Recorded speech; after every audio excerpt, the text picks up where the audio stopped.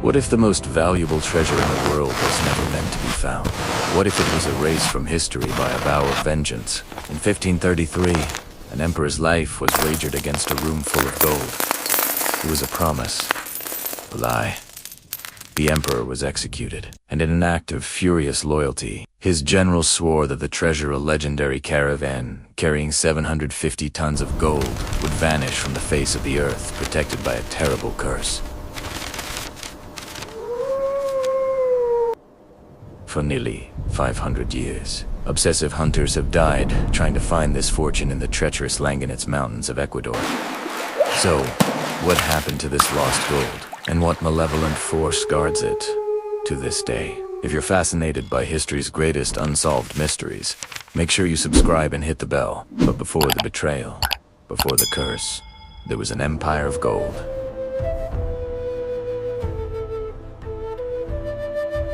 The Tahuantinsuyu, the realm of the four parts. This was a civilization that built cities in the clouds like the breathtaking Machu Picchu, and constructed a road network so vast it rivaled that of the Roman Empire. But their true wealth, the thing that would seal their doom, was gold. To the Inca, gold wasn't money. It was a divine substance, the very sweat of the sun. It lined the walls of their great temples, like the Coricancia in Cusco. Their gardens were filled with life-sized statues of llamas and flowers, all crafted from pure gold. This wasn't just art. It was a physical connection to the divine. But in the 1530s, this world was on the brink of collapse. A brutal civil war between two brothers, Huáscar and Atahualpa, had just ended. Atahualpa, a ruthless military commander, was the victor. It was at this exact moment of weakness that a terrifying new force appeared on the horizon. Francisco Pizarro, a Spanish conquistador with fewer than 200 men, driven by a relentless hunger for glory, God, and above all, gold.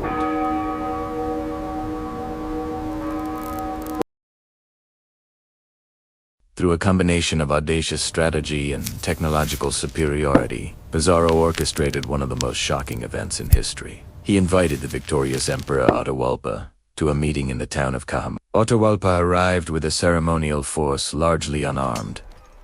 A fatal mistake. Pizarro sprang an ambush. In a matter of hours, thousands of Inca were dead, and their divine emperor was a prisoner. The Inca Empire was decapitated. Atahualpa, a prisoner in his own empire, quickly saw the sickness in his captors, an obsessive, almost pathological hunger for gold.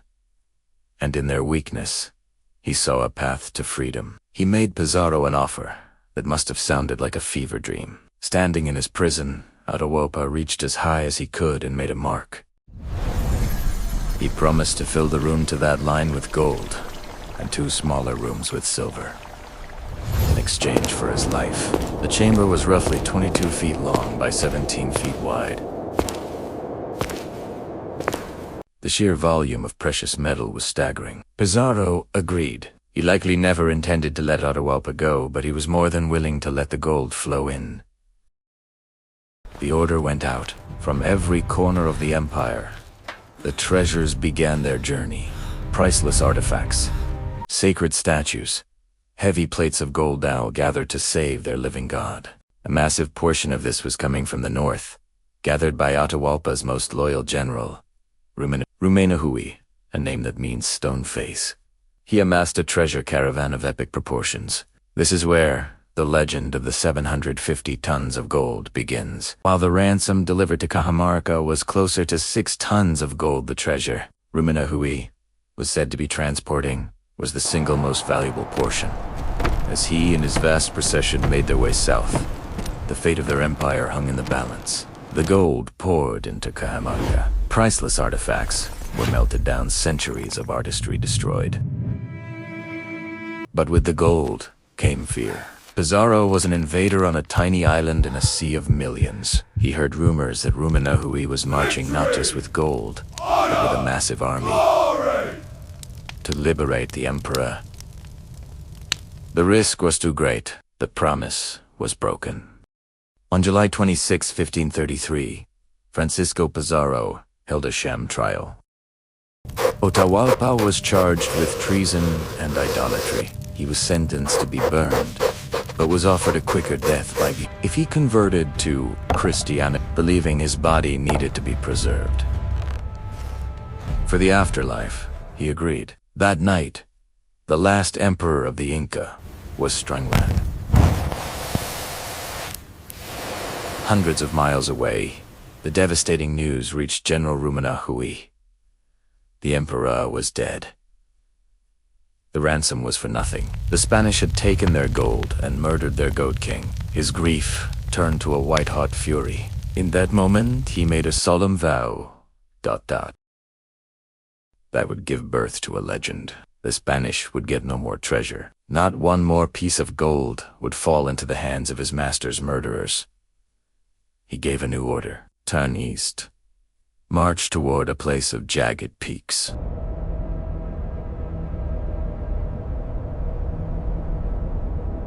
Perpetual mist and treacherous swamps, a place so inhospitable. It was considered uninhabitable. They were heading for the Llanganates mountains. This is where the legend is truly born. The Llanganates. This is not a place you find by accident. It's a place, it seems, designed to be lost in, spanning over 220,000 hectares. It's a chaotic world of freezing peaks, dense cloud forests, and hidden swamps that can swallow a person whole. Even modern technology struggles here. The ground is rich with magnetic minerals that spin compasses into uselessness. GPS signals are frequently lost. This was the fortress Rumiñahui chose. He knew the Spanish were not mountaineers. They would be helpless here. According to legend, he led his caravan into this vertical labyrinth and interred the treasure in a secret cave. Another version claims he had his men throw it all into one of the region's hidden, icy lagoons.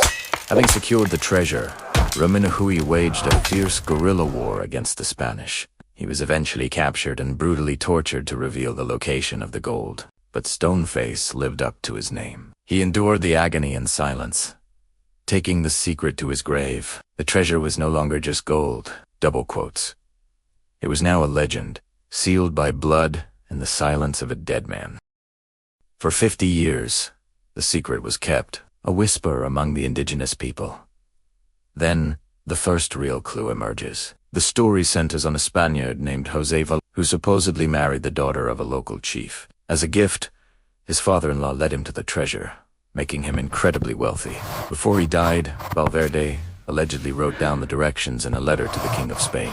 This document became known as the Derrotero de Valverde, or Valverde's route. It's not a map, but a cryptic set of directions, filled with strange landmarks and puzzling instructions. An official Spanish expedition, using the guide, tried to find the treasure. It ended in tragedy when a friar drowned in a swamp. The expedition failed, and the Derrotero was dismissed by many as a fraud. Some scholars today still dispute its authenticity. The trail went cold.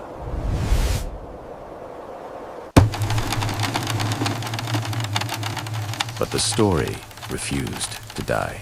Then, in the 1860s, an English botanist named Richard Spruce, who was looking for medicinal plants, stumbled upon a copy of the Derrotero in a local archive.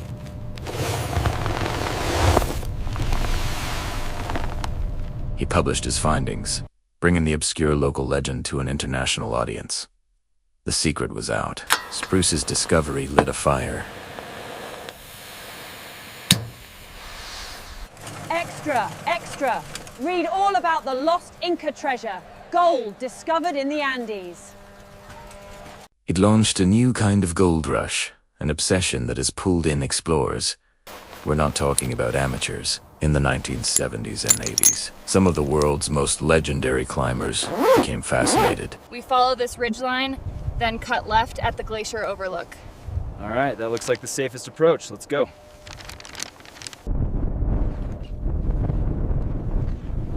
British mountaineer Joe Brown, along with his friend Hamish McInnes, mounted expeditions to traverse the range. These were elite yet even they were broken by the Llanganates. They battled dysentery and sunstroke in the uniquely brutal conditions. They returned without a single piece of gold. Their failure only polished the myth. If men of this caliber couldn't find it, what was really protecting it?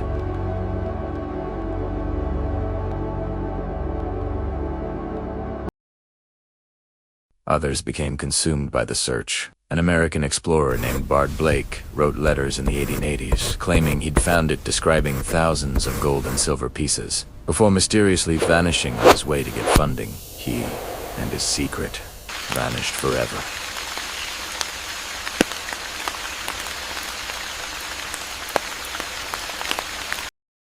Each failed expedition, each disappearance, only deepened the mystery, turning the Llanganates into a graveyard of obsessions. Then came the digital age. Surely, with satellite imagery and ground-penetrating radar technology could solve this. In 2013, headlines exploded.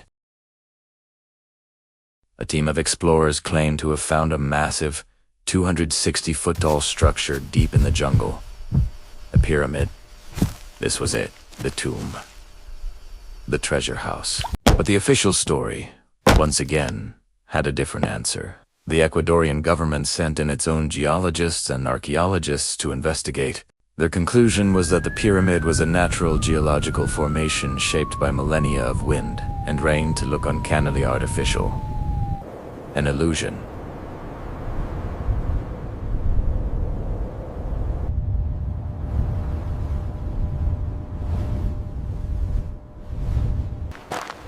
It was a humbling reminder that in the Llanganates, the mountain plays tricks on the mind as well as the compass.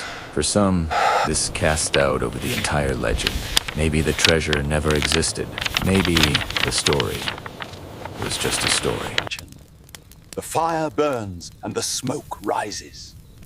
Just as the smoke returns to the sky. The trails seemed to be going cold for good. Just when it seemed the legend was fading in late 2024, everything changed. An expedition led by veteran Ecuadorian adventurer Jorge Juan Anhalzer went back to the beginning, back to Valverde's 450-year-old guide.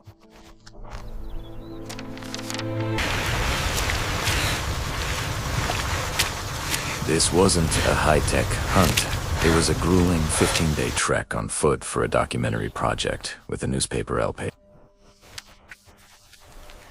And they found two things that sent a shockwave through the treasure hunting community. First, a previously unknown stretch of a hidden ancient Inca road its path, and features matching the descriptions in the Derrotero de Valverde.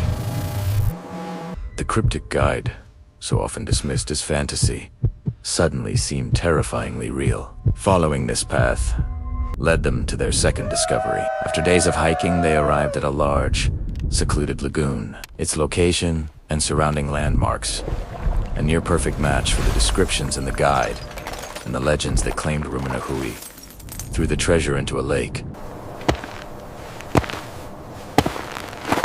They were standing on the shores of the place that had existed only in whispers, but here, on the brink of history, they were stopped cold. They had reached their destination, but they lacked the advanced diving and underwater exploration equipment needed to go further.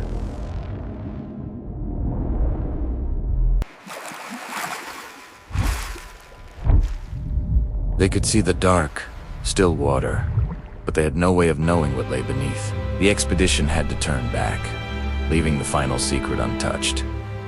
So, where does that leave us? We stand at the crossroads of history and myth. We have a story of conquest, a cryptic guide passed down through generations, and now, a hidden Inca road leading to a mysterious lagoon.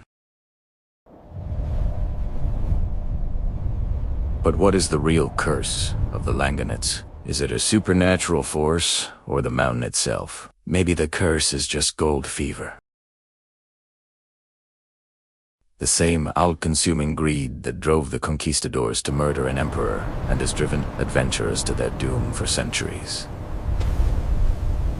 Will a future team finally dive into that lost lagoon and bring the sweat of the sun back into the light? And if they do, will they have found a treasure or awakened a 500-year-old curse?